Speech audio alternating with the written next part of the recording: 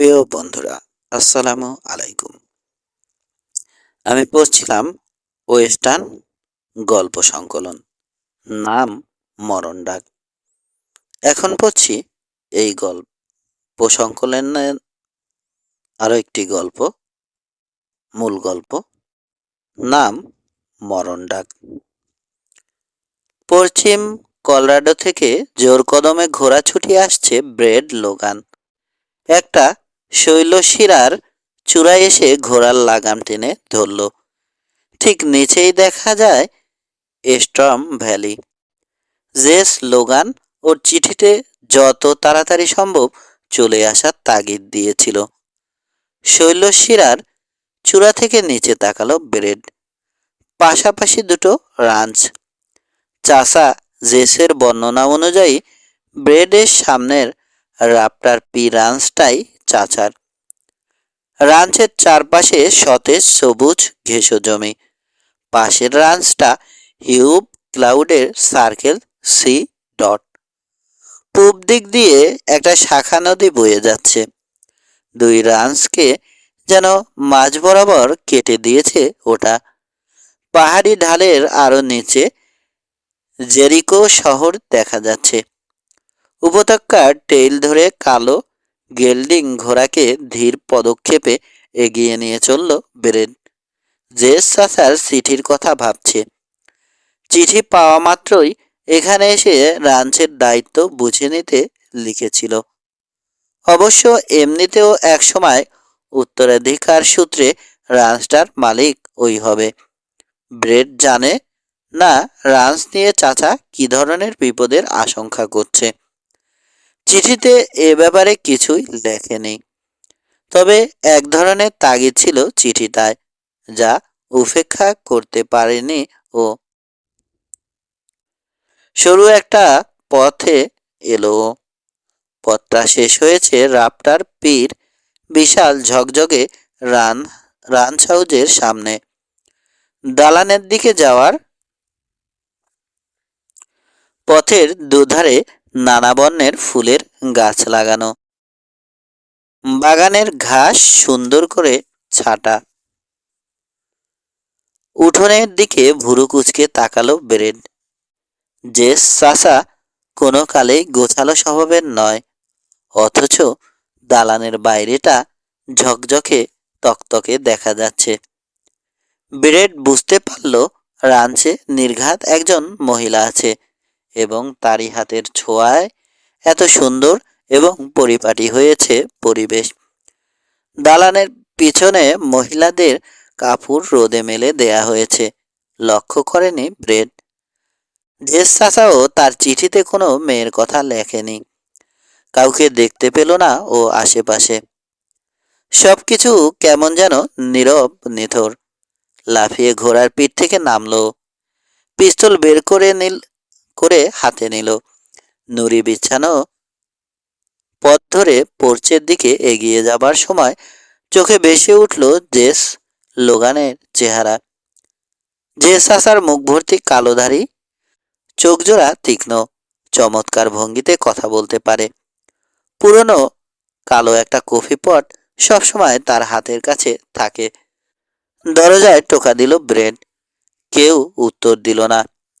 JS চাচাকে বাড়িতে পাবে বলে আশা করেছিল ব্রেড, কিন্তু যে কোনো কারণেই হোক জেস চাচা হয়তো এই বাড়িতে থাকা নিরাপদ মনে করেনি। দরজাটা খোলাই ছিল। ধাক্কা দিতেই খুলে গেল। ভেতরে ঢুকলো সে। লম্বা চওড়া বিশাল ঘর, একপাশে পাথরের তৈরি বিরাট ফায়ারপ্লেস। ঘরের ঠিক মাঝখানে পাইপ কাঠের টেবিল পাতা। ব্রেডের মনে পড়ল জেস চাচা এবং নিটি চাচির প্রথম বিবাহ বার্ষিকীতে চাচি বানিয়েছিল টেবিলটা। এবার ঘরের ভেতরেও মেয়েলি হাতের চিহ্ন দেখতে পেল সে। বেশ একটু রাগ হলো ব্রেডের। জেস চাচা সবসময় নিটি চাচিকে গালমন্দ করত, হাতের কাছে সবকিছু এনে রাখতো বলে। চাচি মারা গেছে আজ 6 বছর। ঘরের একপাশে দরজা, ওপাশে ওটা অফিস ঘর বলে মনে হলো। ধীর পায়ে এগিয়ে গেল সে পাশের ঘরের দিকে। ভেতরে একটা আরাম কেদারা টেবিল আর একটা ঘূর্ণন চেয়ার দেখতে পেল ব্রেড। টেবিলের কোণায় সেই কালো কফি পটটা রয়েছে। দরজার সামনে এসে আচমকা থেমে গেল ব্রেড। হৃৎপিণ্ডটা যেন ঠেলে উঠে এসেছে মুখের কাছে। উল্টানো কফি পটটা একবার দেখল ব্রেড। টালি বই কফি লেগে বাদামি হয়ে গেছে। ঘূর্ণন চেয়ারের পিছনে মেঝের দিকে চোখ গেল ব্রেডের। যে চাচা পড়ে রয়েছে। চাচার বিখ্যাত কালো দাড়ি বুক পর্যন্ত নেমে এসেছে, তবে কেমন প্রাণহীন, আগের মতো নেই। হাঁটু মুড়ে বসে পড়ল ব্রেড চাচার পাশে। আঙুল দিয়ে কবজি স্পর্শ করল। স্পন্দন নেই। চাচার শরীরে বুলেট কিংবা ছুরির ক্ষত আছে কিনা পরখ করল ব্রেড। ওহো, বুলেট বা ছুরির কোনো ক্ষত খুঁজে পেল না। কফি, খুব সম্ভবত কফিতে বিষ মেশানো হয়েছিল। দরজায় কারো পায়ের শব্দ শুনে লাটিমের মতো ঘুরে বসল ব্রেড। বিপদ মোকাবেলার জন্যে টানটান হয়ে গেল ওর সারা শরীর। কিন্তু কোনো বন্দুক তাক করে নেই ওর দিকে, কিংবা বিষ মাখানো ছুরিও মারতে আসছে না কেউ। লম্বা বাদামি চুলের একটা মেয়ে দাঁড়িয়ে দরজায়। নীল চোখে স্পষ্ট ভীতির ছাপ। যে স্লোগানের মৃতদেহের দিকে তাকিয়ে আছে মেয়েটি। চোখ তুলে তাকাতেই তার চোখে স্পষ্ট সন্দেহ ফুটে থাকতে দেখতে পেল ব্রেড। ও কি মারা গেছে? জিজ্ঞেস করলো মেয়েটা। গলার স্বরে কাঁপুনি স্পষ্ট। হ্যাঁ, ব্রেড বলল। উঠে দাঁড়ালো। তারপর আবার বলল, মনে হয় বিষ মেশানো কফি খেয়ে মারা গেছে। কে বানিয়েছে কফি? আমি বানিয়েছিলাম, কিন্তু আমি বিষ মেশাইনি। ঠান্ডা চোখে তাকিয়ে আছে মেয়েটি। আবেগ লুকানোর চেষ্টা করছে প্রবলভাবে। তুমি কে? এখানে কি করছো? ব্রেড বুঝতে পারছে ওকে সন্দেহ করছে মেয়েটা। আমি ব্রেড পার্কার, শান্ত গলায় জানালো। মুখে যে নামটা প্রথম এলো সেটাই বলল। তারপর মেয়েটিকে প্রশ্ন করলো, তুমি কে? আমার নাম নোলা ফিস্ক, এখানেই থাকি। আমার সৎ বাবা ম্যাট ফিস্ক এই রাঞ্চের ফোরম্যান। চোখ কোঁচকালো ব্রেড। এই মেয়েটাই তবে চাচার শেষ দিনগুলোর সঙ্গিনী। পরিষ্কার পরিচ্ছন্নতা এই মেয়েটারই অবদান, যেটা চাচার ধাতে ছিল না। মেয়েটার সঙ্গে জেসের তিক্ত সম্পর্ক ছিল নির্ঘাত। সেই হয়তো জেসকে খুন করতে চেয়েছিল। শেরিফ সান্ডার্সের কাছে রিপোর্ট করতে হবে, নোলা বলল। তুমি যাবে আমার সঙ্গে? ব্রেডও শেরিফকে রিপোর্ট করতে ইচ্ছুক, কিন্তু সন্দেহভাজন মেয়েটাকে সঙ্গে নিতে চায় না। মেয়েটির সঙ্গে না গেলে শেরিফ আবার ওকে সন্দেহ করে বসবে। স্টর্ম ভ্যালির সবাই সন্দেহ করবে ওকে, স্বভাবতই। অবশ্যই, ব্রেড বলল। তারপর নোলাকে অনুসরণ করল। শহরে যাওয়ার পথে নোলার কাছ থেকে অল্পই জানতে পারল। সারাটা পথ সামনের দিকে তাকিয়ে থাকলো নোলা। দাঁত দিয়ে নিচের ঠোঁট কামড়ালো। মেয়েটির বয়স নেহায়েত কম। দেশকে হয়তো কোনোভাবে আলোড়িত করেছিল এই মেয়ে, ভাবল ব্রেড। মেয়েটির হাসি যে কোনো পুরুষের মাথা ঘুরিয়ে দেবার ক্ষমতা রাখে। জেরিকো শহরের সবাই তখন মধ্যাহ্ন বিশ্রামে মগ্ন। প্রচণ্ড গরম থেকে বাঁচতে ছায়াতে গিয়ে আশ্রয় নিয়েছে সবাই। একটা রংচটা দালানের সামনে হিসড়েইলে ঘোড়ার লাগাম বাঁধল নোলা। দালানের জানালাগুলোর গরাদ নেই হয়ে গেছে। বস্তা বস্তা রসদ মজুত করা আছে ঘরের ভেতর। কোনো কথা না বলে ভেতরে ঢুকলো ওরা দুজন। বাইরের তুলনায় দালানের ভেতরটা আরো নোংরা। মেঝেই পুরো ধুলোর স্তর পড়েছে। দেখে মনে হয় কয়েক সপ্তাহ পরিষ্কার করা হয়নি। টেবিলের উপর কাগজপত্র ছড়িয়ে ছিটিয়ে রয়েছে। মোটাসোটা বেটে এক লোক একটা খাটিয়ার উপর হাত পা ছড়িয়ে আয়েশ করে শুয়ে আছে। পরনের ভেস্টে শেরিফের ব্যাস সাটা। টেবিলের পাশের চেয়ারে চওড়া কাঁধের অধিকারী একজন মানুষ বসে আছে। মাথায় পাতলা চুল, হাতের পেন্সিলটা আপন মনে নাড়াচাড়া করছে। ওরা ঢুকতেই উঠে বসলো শেরিফ। টলটলে চোখে ওদের দিকে তাকালো আর চোখে। পকেট থেকে টোবাকো বের করলো। হাউডি নোলা, বলল শেরিফ। কি এমন দরকার পড়ল যে ভর দুপুরে শহরে আসতে হলো? জেস লোগান খুন হয়েছে। চেয়ারে বসা লোকটি প্রায় লাফিয়ে উঠে দাঁড়ালো। খুন? তার দিকে তাকালো নোলা। হ্যাঁ মিস্টার ডানকান, বিষ দিয়ে হত্যা করা হয়েছে ওকে। ভালো করে লোকটাকে জরিপ করলো ব্রেড।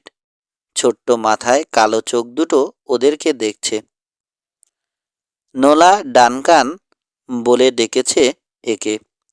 চাচা চিঠিতে উকিলের নাম গ্র্যান্ট ডানকান লিখেছিল। কাজটা কার ধরতে পেরেছ? নোলাকে জিজ্ঞেস করলো শেরিফ। হ্যাঁ পেরেছি। নোলা ঘুরে তাকালো ব্রেডের দিকে। এই লোকটা শেরিফ, ওর নাম ব্রেড পার্কার। শেরিফ সান্ডার্স লাফ দিয়ে উঠে দাঁড়ালো। প্যান্টের বেল্ট আঁকড়ে ধরল শক্ত করে। থামো শেরিফ, চট করে বলল ব্রেড। নোলা যখন ঘরে ঢোকে তার বড় জোর মিনিট খানেক আগে জেসের ঘরে ঢুকেছি আমি। বিষ দিয়ে খুন করা হয়েছে ওকে, কিন্তু এত তাড়াতাড়ি বিষের কাজ শুরু হয় না। ও স্বীকার গেছে যে ওই কফি বানিয়ে জেসকে দিয়েছিল।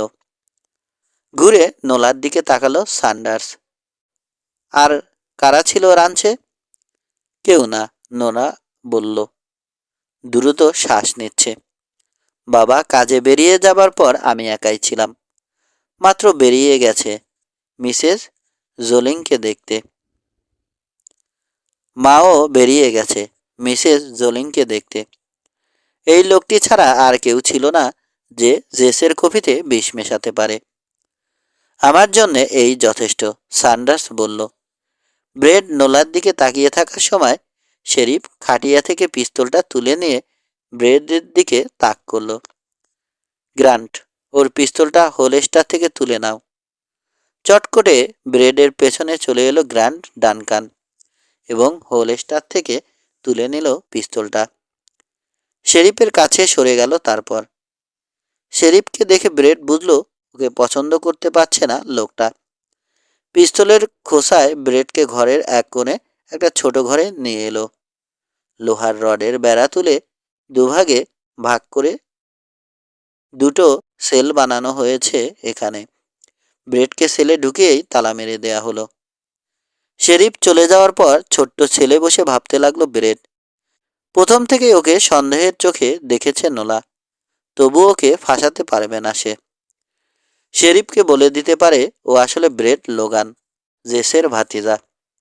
কিন্তু উইলটা খোলা হবে যখন জানা যাবে উত্তরাধিকারী হিসেবে রান্সটা ব্রেড পেয়েছে। তখন ব্রেডের বিপদের মাত্রা বাড়বে আরও। গ্র্যান্ট ডানকান জেস লোগানের উকিল। সে অস্থির হয়ে উঠবে রান্সের উপর থেকে ব্রেড যাতে দাবি উঠিয়ে নেয় তার ব্যবস্থা করতে, অথবা হয়তো সবাইকে বোঝাতে চেষ্টা করবে জেস উইলটা পরিবর্তন করতে চেয়েছিল বলেই তাকে খুন করেছে ব্রেড। সূর্য ডুবে যাওয়া মাত্র সেলের ভেতর নেমে এলো আধার। হঠাৎ সেলের ভেতর আলোর ঝলক দেখতে পেল ব্রেড। জানালার দিকে তাকালো ও। বিপদে পড়েছে কাউবয়? নরম গলায় জানতে চাইল কেউ একজন। নারী কণ্ঠ। ভালো করে মেয়েটির চেহারা দেখতে পেল না ব্রেড, তবে বুঝতে পারল মেয়েটির মাথার চুল কালো, ছোটখাটো গড়ন, হৃৎপিণ্ড আকৃতির চেহারা। শখ করে কি এখানে এসেছি বলে জানালার দিকে এগিয়ে গেল ব্রেড। আমি রিনা ক্লাউড, মেয়েটি বলল। আমার বাবা সার্কেল সি ডট রাঞ্চের মালিক। ফিস্করা জেসের খুনের দায় তোমার ঘাড়ে চাপিয়েছে শুনলাম। জানি না আসলেই তুমি তাকে খুন করেছ কিনা। করলেও আমার তাতে কিছু যায় আসে না। তবে যতদিন তুমি ফিস্কদের বিরুদ্ধে আছো ততদিন পর্যন্ত তোমাকে আমাদের দলের লোকই ভাবব। এই দেখো, একটা পিস্তল জানালার গরাদের ফোকর দিয়ে এগিয়ে দিল মেয়েটা। তোমার জন্যে নিশ্চয় সাফার নিয়ে আসবে কেউ না কেউ। আমি শহরের পশ্চিমে বনে ঘোড়াসহ তোমার জন্য অপেক্ষা করব। কথাগুলো বলেই মেয়েটা চলে গেল। ব্রেড হাতে ধরা পিস্তলের দিকে তাকিয়ে রইল এক দৃষ্টিতে। আজ সকালে পালানোর একটা সুযোগ পেয়েছিল, কিন্তু তখন পালায়নি। ও যে নির্দোষ সেটা প্রমাণ করতে হবে, আবার একই ভুল করবে না। ডেপুটি ওর জন্য সাফার নিয়ে এলো। ব্রেডের হাতে পিস্তল দেখে ভরকে গেল সে। এছাড়াই ওকে সেলে ঢুকতে বলল ব্রেড। ওর কথা মতো সেলে ঢুকলো লোকটা। কাপড়ের টুকরো দিয়ে ওকে বেঁধে সেলের ভেতর রেখে বাইরে এসে দরজা বন্ধ করে দিল ব্রেড। শেরিফের কামরায় এলো। খালি কামরা। সোজা সরু গলিপথের দিকে এগিয়ে গেল ও। এবার কেউ বাধা দিতে এলো না। শেষ মাথায় পৌঁছে ঝেড়ে দৌড় দিল বনের উদ্দেশ্যে। রিনা ক্লাউড একটা ঘোড়া সহ অপেক্ষা করছিল ওর জন্যে। এগিয়ে গিয়ে ঘোড়ার লাগামটা হাতে তুলে নিল ব্রেড। আগে সার্কেল C.রাঞ্চে চলো, রিনা বলল। আমার বাবার সঙ্গে আলাপ করা উচিত, তারপর ম্যাট ফিস্কের মোকাবেলায় নামবে। আধারে রিনার দিকে তাকালো ব্রেড। আজকের ঘটনাগুলোর জন্যে ম্যাট ফিস্কের সৎ মেয়েটা দায়ী। মিথ্যে অজুহাতে জেলে ঢুকিয়েছে আমাকে। রিনা মাথা দোলালো। হয়তো তাই, তবে নোলা জেস লোগানকে খুন করে থাকলেও বুদ্ধি বাতলে দিয়েছে ম্যাট ফিস্কি। তর্কে গেল না ব্রেড, কারণ সবকিছু এখন প্রমাণ সাপেক্ষ। সার্কেল C.রাঞ্চটা বিরাট, ছড়ানো ছিটানো। 12 একর জমি জুড়ে দালানগুলো দাঁড়িয়ে আছে। আলোকিত রাঞ্চ হাউসের সামনে ব্রেডরা যখন থামলো, তখন আকাশে তারা উঠে গেছে। ঘোড়াকে হিসড়েইলে বেঁধে রিনাকে অনুসরণ করলো ব্রেড। বারান্দা দিয়ে এগোনোর সময় ভারী গলায় একজন জানতে চাইল, তোমার সঙ্গে এটি কে রিনা? ওর নাম জানি না বাবা, তবে ফিস্কদের সঙ্গে একটা ফয়সালা করতে চায় ও। তাহলে ভেতরে নিয়ে এসো ওকে। রিনার পেছন পেছন একটা আলোকিত ঘরে ঢুকলো ব্রেড। বিশাল একজন লোক। তার মাথাটা ষাঁড়ের ঘাড়ে বসানো হয়েছে বলে ভ্রম হতে পারে প্রথম দেখায়। দরজার দিকে পিঠ দিয়ে দাঁড়িয়ে আছে। চৌখাট পেরোনোর আগে সতর্ক দৃষ্টিতে চারদিক তাকালো একবার ব্রেড। ফায়ারপ্লেসের সামনের মেঝেয় একজোড়া ভালুকের চামড়া বিছানো, তারই একটার উপর দাঁড়িয়ে গ্র্যান্ড ডানকান। প্রচণ্ড একটা ধাক্কা খেল যেন ব্রেড। গ্র্যান্ড ডানকানকে এখানে দেখতে পাবে ধারণা করতে পারেনি ও। কি নাম তোমার? জানতে চাইল হিউব ক্লাউড। পার্কার, ব্রেড বলল। গ্র্যান্ড ডানকান এগিয়ে এলো রিনার দিকে। কবে থেকে খুনিদের জেল ভাঙার কাজে সাহায্য করতে শুরু করলে? জানতে চাইল নরম গলায়। আলোয় প্রথমবারের মতো মেয়েটার দিকে তাকালো ব্রেড। দম বন্ধ হবার জোগাড় হলো ওর। এত সুন্দরী মেয়ে অনেকদিন দেখেনি, কিন্তু গ্র্যান্টের দিকে তীক্ষ্ণ দৃষ্টিতে তাকিয়ে আছে মেয়েটা। আমি আমার চরকায় তেল দেই গ্র্যান্ট, তুমি তোমারটাই দিলে খুশি হই। ডানকানের চাহনিতে এখন রাগ স্পষ্ট। তির্যক দৃষ্টিতে রিনার দিকে তাকালো সে। এবার কিন্তু আমার চরকায় তেল দিয়ে বসেছ তুমি। আমার মনে হয় তোমাকে সোজাসাপটা কিছু কথা বলা উচিত আমার। রিনার মুখে হাসি, তবে বরফের মতো ঠান্ডা। বেশ, চলো, আড়ালে চলো বলেই বারান্দার দিকে এগিয়ে গেল গ্র্যান্ট। সংক্ষেপে বলবে, রিনা বলল। বারান্দার দিকে এগোলো। তুমি আবার নিজেকে এই আউটফিটের বস ভেবে বসো না। গ্র্যান্ট ঘর ছেড়ে বেরিয়ে যাবার সময় প্রচণ্ড রাগে লাল হয়ে গেল ব্রেডের চেহারা। এর মধ্যে নিশ্চয় কোনো কিন্তু আছে, যা ব্রেড বুঝতে পারছে না। জেস লোগানের উকিল গ্র্যান্ট ডানকান। সে কিভাবে ক্লাউডদের সঙ্গে কাজ করছে? জেসের ফোরম্যান ম্যাট ফিস্কের বিরুদ্ধে লড়ছেই বা কেন? মিনিট খানেক পর ফিরে এলো রিনা। রিনার বাবা দাঁড়িয়ে আছে ভুরু কুচকে। ডানকান কোথায়? জানতে চাইল সে। একটা কাজে পাঠিয়েছে ওকে।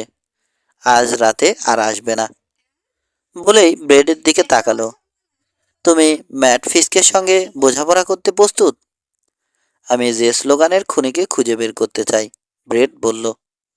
খুনিকে ধরতে না পারলে আমার ফাঁসি হবে। তবে তোমার কথায় মনে হচ্ছে ম্যাট ফিস্ক এই হত্যাকাণ্ডের সঙ্গে জড়িত। রিনার মুখের হাসি অমলিন অমলিন রইল। ম্যাট ফিস্ককে তুমি চেনো না। হয়তো নোলা কফি বানানোর আগেই কফি পটে বিষ রেখে দিয়েছিল সে। সবাই জানে জেস রোজ বিকেলে কফি খায়। জেসের শরীরে বিষক্রিয়া শুরু হবার আগেই বাইরে চলে যাবার সুযোগ ছিল ম্যাটের। কিন্তু আমি ওখানে না থাকলে তো নোলার ঘাড়ে দোষ চাপত। তাতে ম্যাটের কিছু যেত আসতো না। স্টর্ম ভ্যালির বিশিষ্ট ব্যক্তি হতে চায় সে। সেজন্য আপন দাদিকে বিষ খাওয়াতেও দ্বিধা করবে না। কেন স্টর্ম ভ্যালির বিশিষ্ট ব্যক্তি হতে চায় জানতে চাইল ব্রেড। ব্রেড দেখলো, দ্রুত দৃষ্টি বিনিময় করলো বাপ বেটি। হিউব ক্লাউড উত্তরটা দিল, ম্যাট ফিস্কের বিরাট একটা পরিকল্পনা আছে এবং সে মতোই কাজ করে যাচ্ছে সে।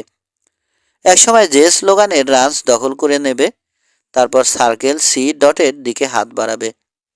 তার আগেই তাকে থামাতে চাই আমরা। তুমি যদি যে স্লোগানের খুনির অপবাদ ঘোচাতে চাও, তাহলে ম্যাট ফিস্ককে পিস্তলের মুখোমুখি হতে বাধ্য করো, রিনা বলল। এটা কিন্তু একজন ভাড়াটে গানম্যানের পক্ষে সম্ভব নয়, বিশ্বাসযোগ্য হবে না। আমার সঙ্গে তার মুখোমুখি দাঁড়ানোর চেয়ে ব্যাপারটা রাপ্টার পি রাঞ্চে ঘটাই কি ভালো নয়? আমার সন্দেহ আছে তাতে, রিনা বলল।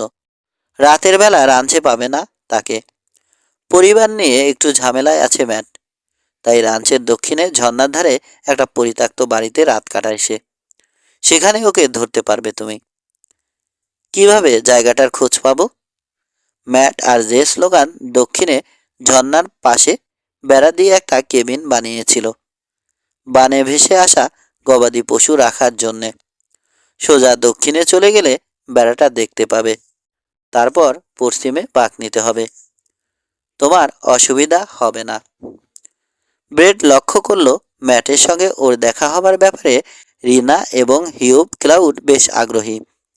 অবশ্য যদি হিউব ক্লাউড সত্যি বলে থাকে যে ফিস্ক স্টর্ম ভ্যালির বিশিষ্ট ব্যক্তি হতে চায়, তাহলে ম্যাটকে যে স্লোগানের হত্যার জন্য দোষী করতে চাইবেই সে।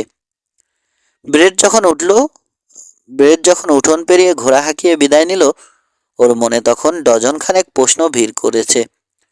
হিউব ক্লাউড এবং তার মেয়েকে বিশ্বাস করতে পারছে না ও। স্টর্ম ভ্যালিতে বিশ্বাস করা যায় এমন কারো সঙ্গে তার পরিচয় হয়নি।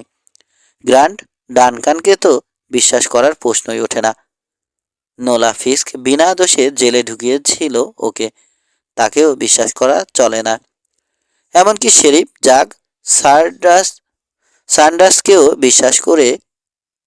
বিশ্বাস করে না সে। বিরান এলাকার এক বাড়িতে ম্যাট ফিস্ককে পাওয়া যাবে কি না সে ব্যাপারে সন্দিহান ব্রেড, কিন্তু এছাড়া অন্য কোনো পথ নেই।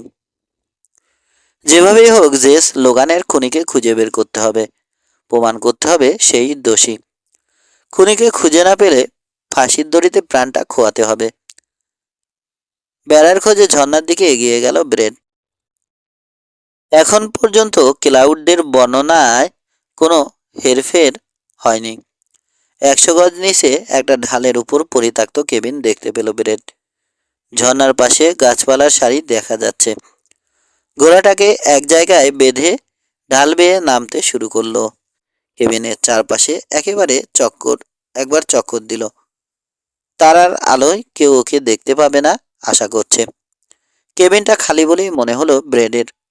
আবার ম্যাট ঘুমিয়েও থাকতে পারে, কিংবা এটা হয়তো কোনো রকম ফাঁদও হতে পারে। সতর্কতার সঙ্গে হোলস্টার থেকে পিস্তল বের করে পরখ করল ব্রেড। রিনা ক্লাউড জেলখানার জানালা দিয়ে পিস্তলটা দেওয়ার সময় ভালো করে দেখা হয়নি। সম্পূর্ণ লোড করা আছে, নিশ্চিত হলো সে। যতটা সম্ভব নিঃশব্দে এগিয়ে চলল ব্রেড। কেবিনের এক কোণে এসে থামল, কান পেতে ভেতরে শব্দ শোনার চেষ্টা করল। কিন্তু কিছুই শুনতে পেল না। ফিস্ক ভেতরে থাকলেও হয় ঘুমাচ্ছে, নয়তো ব্রেডের জন্য অপেক্ষা করে রয়েছে ঘাপটি মেরে। কেবিনের ধার দিয়ে একটা চক্কর দিল ব্রেড। কোনো জানালা নেই কেবিনে। দরজার সামনে এসে দাঁড়ালো। কোনো শব্দ নেই ভেতরে। আস্তে করে ধাক্কা দিল দরজায়। ক্যাচ ক্যাচ শব্দ করে ফাঁক হয়ে গেল কবাট। অপেক্ষা করলো ব্রেড। শব্দ শোনার পরও কেউ গুলি করেনি। হয়তো কোনো কঠিন নার্ভের লোকের বিরুদ্ধে খেলতে নেমেছে ও। অপেক্ষা করছে সে, কখন ব্রেড তার ফাঁদে গিয়ে পা দেবে। পিস্তল হাতে দ্রুত কেবিনের ভেতর ঢুকে পড়ল ব্রেড। দেয়ালের সঙ্গে মিশিয়ে দিল নিজেকে। এবার কেবিনের বাইরে থেকে শব্দ শোনা গেল।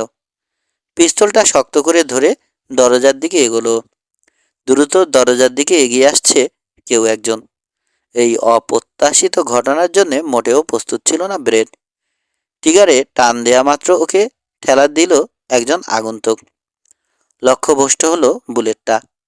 মাটিতে পড়ার সঙ্গে সঙ্গে পিস্তলটা মুগুরের মতো চালানোর প্রয়াস পেল ব্রেড। তারপরই তীব্র আর্তনাদের সঙ্গে নীরবতা নামল চারপাশে।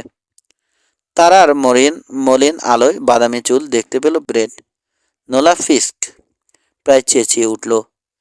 সরে গেল ও নোলার কাছ থেকে। উঠে দাঁড়ালো। তুমি এখানে কি করছো? যেভাবে আসছিলে খুন হয়ে যেতে পারতে। নোলা উঠে দাঁড়িয়েছে ইতিমধ্যে।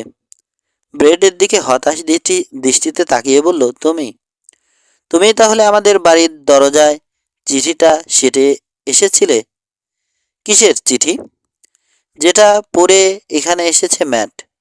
তুমি জেল থেকে বের হলে কিভাবে?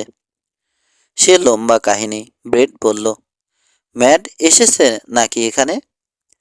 মনে হয় এসেছে। সন্দিহান কণ্ঠে জবাব দিল নোলা। কিন্তু তুমি চিঠি না লিখে থাকলে এখানে এসেছো কেন?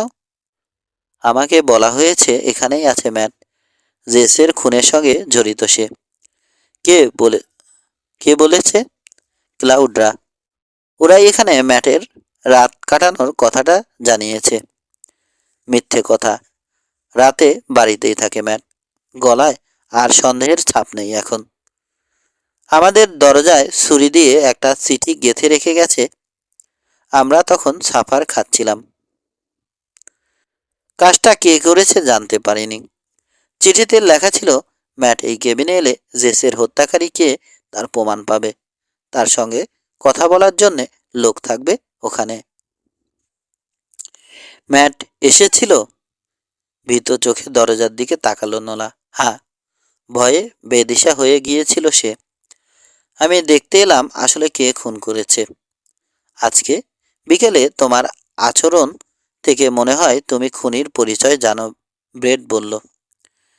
ভেবেচিন্তে সিদ্ধান্ত পাল্টেছি আমি। এখন আমার বিশ্বাস ম্যাটই বিষ মিশিয়েছিল। তোমার সৎবাবা? নোলা মাথা ঝাঁকালো। আমি কফি বানানোর আগেই পটের মধ্যে বিষ রাখার সুযোগ ছিল ম্যাটের। জেসকে ঘৃণা করত সে, কারণ ওকে একবার জেলে পাঠিয়েছিল জেস। জ্ঞানী সিনের গ্যানিসনের গরু চুরির দায়ে। ম্যাটকে যখন স্টম ভ্যালি থেকে নিয়ে আসে চাকরি দিয়ে, ওকে চিনতে পারেনি জেস। রাতে সব শুনে ফেলি আমি। ম্যাট এবং গ্র্যান্ট ডানকান একান্তে বসে কথা বলছিল। ম্যাট আর ডানকান একসঙ্গে জেল খেটেছিল। আমি জেসকে কিছু জানালে ম্যাট আমাকে খুন করবে বলে ভয় দেখিয়েছিল ওরা। দীর্ঘশ্বাস টানল ব্রেড। শেষ পর্যন্ত ম্যাট প্রতিশোধ নিল। অন্ধকার দেয়ালে ঠেস দিয়ে দাঁড়ালো নোলা। হ্যাঁ, জেসের গরু চুরি করেছিল ম্যাট। তারপর যখন খবর ছড়িয়ে পড়ল যে স্টম ভ্যালির উপর দিয়ে রেল রোড যাবে, তখন জমির দাম হু হু করে বেড়ে গেল। ম্যাট আর ডানকান রাফটার পি রাঞ্চটা হাতানোর ফন্দি করল। আমার মনে হয় ম্যাটকে সন্দেহ করেছিল জেস। আগের চেয়ে অনেক বেশি জানে এখন ব্রেড। বুঝতে পারছে ম্যাটই সম্ভবত খুন করেছে জেসকে। নোলা যখন ওর কাছে সত্যি কথা বলেছে, তখন সেও তাকে সত্য কথাটি জানাবে এবার। আমার নাম আসলে পার্কার নয়, ব্রেড বলল। লোগান। জেস লোগান আমার চাচা। চাচা আমার সাহায্য চেয়েছিল বলেই এখানে এসেছি। আমারও এরকম কিছু মনে হয়েছিল, নোলা বলল। অবাক হয়নি সে। তোমার কথা আমাকে বলেছিলেন উনি, তবে আজ বিকেলে জেসের লাশের পাশে তোমাকে বসে থাকতে দেখার পর সে কথা মনে ছিল না। ম্যাটও তোমাকে সন্দেহ করেছিল, তোমার পরিচয় সম্পর্কে নিশ্চিত হতে পারেনি। তোমার আসল পরিচয় জানতে পারলে খুন করে ফেলবে নির্ঘাত। ম্যাট আর ডানকানের মতলব হলো রাঞ্চের দখল নিয়ে রেলের কাছে বিক্রি করা। একা কিছুই করতে পারবে না ও, ব্রেড বলল। ক্লাউডাও নজর রেখেছে জমির উপর। গ্র্যান্ড ডানকান জেস চাচার উকিল ছিল, তাই আমার ব্যাপারে সে জানে। সে হয়তো বুঝে গেছে আমি আসলে কে, সেজন্যই আমাকে কায়দা করে এখানে পাঠিয়ে দিয়েছে। ডানকানে বোধহয় চিঠি লিখে দরজায় রেখে এসেছিল। কিন্তু ম্যাটকে এখানে আনতে চাইল কেন সে? ব্রেড সামনের দিকে ঝুঁকল। তুমি বলছো তোমার আগেই এখানে এসেছে ম্যাট? হ্যাঁ।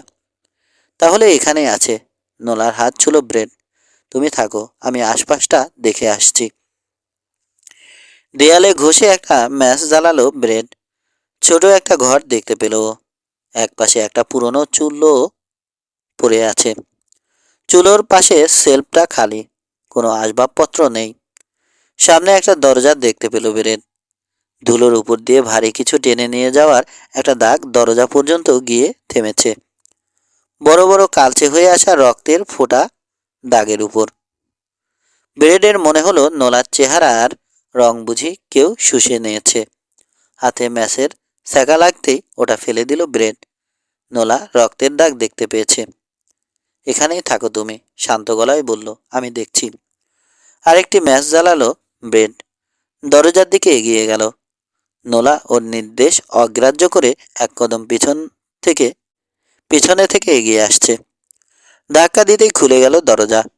ছোট শোবার ঘরে ভাঙা একটা খাট পড়ে আছে। খাটের বেডিং এ ইঁদুর বসতি গেড়েছে।